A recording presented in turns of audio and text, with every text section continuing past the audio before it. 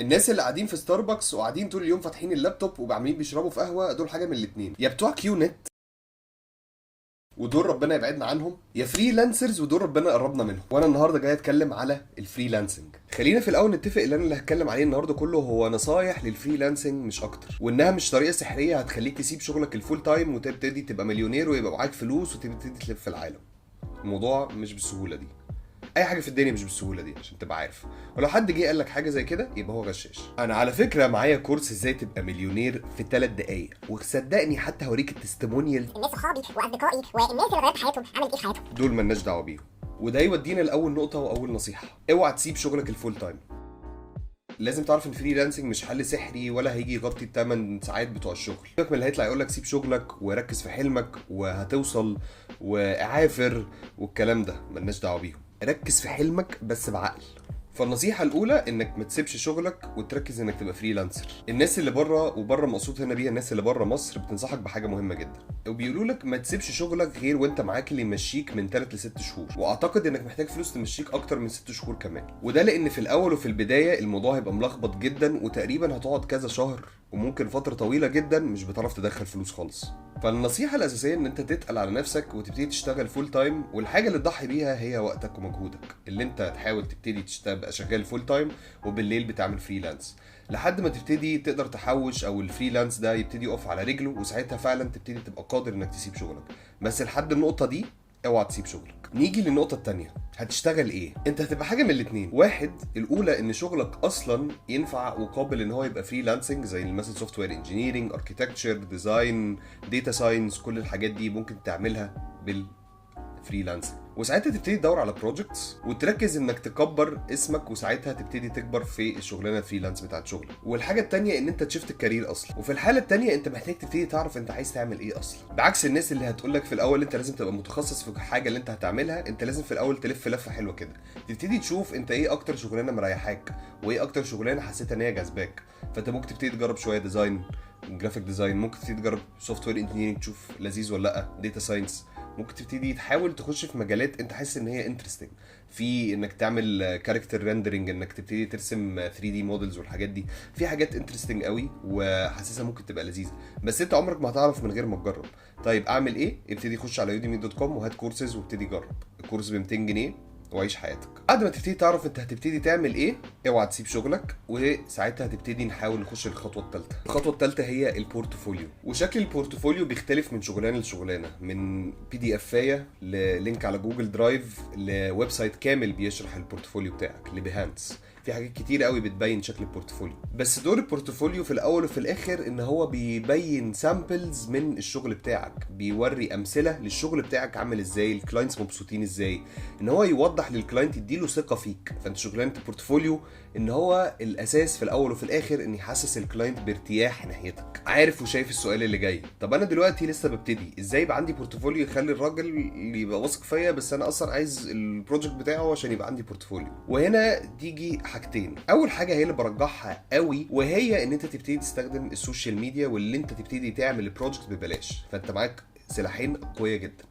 اولا السوشيال ميديا، تبتدي تشوف ناس عايزه حاجه، وناس تحاول تبتدي تبقى مشهوره، تحاول تشوف لو هم عايزين بروجكت او عايزين حاجه. مثلا انا كنت بفريلانس ويب سايت، فانا كنت بخش اشوف للانفلونسرز لو حد فيهم محتاج ويب سايت، ببعت له اقول له هلو عامل ايه الاخبار، انا عبد الرحمن وانا بعمل ويب سايتس واي وود لايك تو دو الويب سايت ليك ببلاش، انا عايز اعمل ويب سايت ليك ببلاش.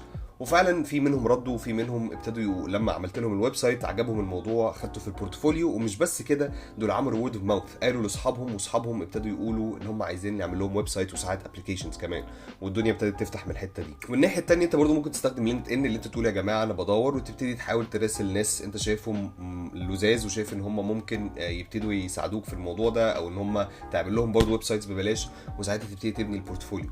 وبعد ما تبتدي تبني بورتفوليو ساعتها ممكن تبتدي تسعر. وهنا تيجي الحاجه الثانيه وهي البروجكتس الفيك. في ناس جربوها، انا ما جربتهاش، بس هي برضو تنفع وممكن برضو طالما انت صادق في كلامك وعارف انت بتعمل ايه، الموضوع يبقى زي الفل. وهي بروجكتس مش اوفيشال، وفي الاول وفي الاخر هي ملهاش كلاينت حقيقي، بس انت بتحاول منها تبين انت فعلا بتعمل ايه في شغلك. في مثلا ويب سايتس بتضيف بريف مثلا مش حقيقي بتوريها للكلاينت، وهنا بتيجي فكره انك بتحط لنفسك بروجكت وبتقتنع اكن في كلاينت موجود وانت اكنك بتعمله البروجكت. مثلا في فيديو اديتورز بيخشوا يتسلوا على اي فيديو ويحاولوا يعملوا شكل فيديو يطلع حلو ويقول لك بص انا عملت الفيديو ده.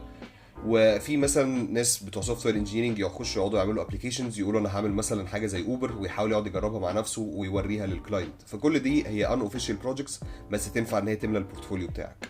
وممكن مثلا جراديويشن بروجكت على الجامعه، ممكن الحاجات دي كلها تتحط في اكنها البورتفوليو بتاعك. وبعد بقى ما عملت البورتفوليو وان شاء الله الدنيا بقت زي الفل في الحته دي، هتبتدي بقى تخش بقى للخطوه اللي بعدها، وهي بقى عالم الفريلانسنج فعلا بقى، وان انت تبتدي تحاول تجيب كلاينتس. اولا في الجزء اللي انا قلت لك عليه، اللي انت تحاول تكلم الناس المشهوره والكلام ده. اظن ده اصلا ممكن يكون ابتدى يفتح لك مجالات. لو ما خدتش الطريق ده فهيبتدي هتخش بقى في الحته الثانيه، وهي البلاتفورمز بتاعه الفريلانسنج زي اب وورك وفريلانسر وديلي ريموت. ديلي ريموت هيبقى اقل شويه عشان مش زي اب وورك وفريلانسر وكلاود بيبس. وكمان الفيسبوك جروبس اللي بتبقى مهتمه بمجالات معينه، ساعات ممكن تبتدي تعمل عليها حاجات فريلانس.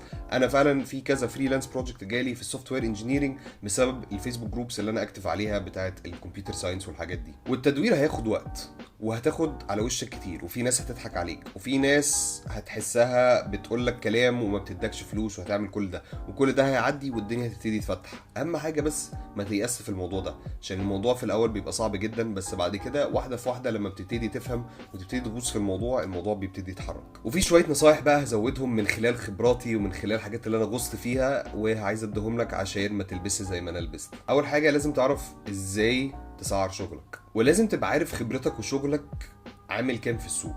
وده بيجي من ان انت اصلا اولا ممكن تبقى شغال في السوق وتبقى عارف الارقام بتاعته عامله ازاي، وعارف شركات كبيره بتطلب ازاي. فانت مثلا ممكن تطلب نصها في الاول او ربعها في الاول، حاجه زي كده، عشان انت لسه شخص منفرد ومعكش القدره انك تبيع نفسك كشركه. ممكن برضو ان انت تحاول تبتدي تتكلم الناس اللي زيك في السوق، مثلا سوفت وير انجينير زيك في السوق، او الناس بتوع جرافيك ديزاين او اي حاجه في السوق، وتعمل نفسك ككلاينت وتشوف هم بيسعروها ازاي، وتديهم نفس البريف اللي انت خدته وتشوف هم هيقولوا لك الاسعار عامله ازاي، واكتر من كذا حد، وتبتدي تشوف اللي حواليك بيسعروها ازاي. وساعتها هتبتدي تفهم انت فين في السوق، وتبتدي تشوف شغلك عامل ازاي. لو انت في الاول مش واثق من نفسك وحاسس انك خايف والكلام ده، يبقى ادي سعر رخيص، بس ما تديش سعر رخيص قوي لدرجه ان هو يخوف. ادي سعر ارخص من اللي حواليك شويتين ثلاثه، وساعتها تبتدي تحاول يبقى عندك شويه سيلف كونفيدنس. وصدقني مع الوقت لما تعمل اكتر من بروجكت واثنين وثلاثه، السيلف كونفيدنس بتاعك هيبقى عالي، وهتبقى عارف انت ليه سعرك كده، وتبقى عندك القدره اللي انت هتوصل له حاجه هو مش عارف ياخدها من السوق. ودي اهم حاجه انت توصل لها. تاني حاجه مهمه، في الاول هيطلب منك انك تعمل البروجكت ببلاش، وان انت في الاول انت وحظك بقى تستلم فلوسك في الاخر وما تستلمهاش. حاجه مهمه جدا، في الاول مشي الدنيا كده اول بروجكت واتنين، بس بعد كده يبقى اطلب اللي انت عايز على الاقل 30% او 40% من الفلوس، والباقي تقسمه على مدار شغلك او في الاخر. بس على الاقل تستلم حاجه، بحيث ان انت لو هو لا قدر الله ضحك عليك او لبست، على الاقل طلعت بحاجه. بس دايما ما تقولش انا هستلم فلوسي في الاخر، حاول تقسمها لاجزاء، او ان انت تعملها 30% في الاول والباقي كله في الاخر، او 40% في الاول وكله في الاخر. تالت حاجه مهمه جدا، هي اللي انت لازم توضح للكلاينت انت ايه البروجكت اللي انت بتعمله وايه شغلك، ولازم تبقى مفهمه كل حاجه. ما تقولوش هو يجي يقول لك مثلا انا عايز كذا وانت تقول له خلاص انت هتاخد كذا، لا، تفهمه انت هتعمل كذا دي ازاي وهتوصل لها ازاي، وايه اللي هو مطلوب منه وايه المطلوب منك، عشان كل حاجه تبقى واضحه. رابع واهم حاجه، هي حتى لو انتوا الموضوع مش اوفيشال، مش على ورقه وقلم ثرو اب وورك او الحاجات دي، يعني اب وورك بيعمل زي كونتراكت او بيعمل حاجه زي كده فيسهل الدنيا عليك في الشغل ده، وتبقاش انت ناعي هم الليجاليتي. بس لو انت مش بتعملها خلال اب وورك، بتعملها مثلا فيسبوك، بتعملها مع الانفلونسرز، بتعملها من اي حاجه مش موثقه، حاول او لازم تطلب منه ان هو يبعت لك ايميل بالكلام اللي متفق ما بينكم، وبالسعر اللي ما بينكم، وبالبرسنتج، انت هتاخد فلوس امتى وهو هياخد الفلوس امتى وانت عليك تسليمه امتى، عشان تبقى كل حاجه موثقه، علشان هي دي اللي في الاول وفي الاخر اللي ممكن تسندك، عشان لو لا قدر الله حصل اي حاجه، حصل اي خلاف، حصل اي حاجه. غير كده البلاتفورمز اللي موجوده اب وورك والكلام ده بيتولوا الامر ده، ودي حاجه لذيذه. بس الحاجه اللي مش لذيذه في البلاتفورمز دي ان هم بياخدوا 30 و40% منك، نسبه من لا شيء.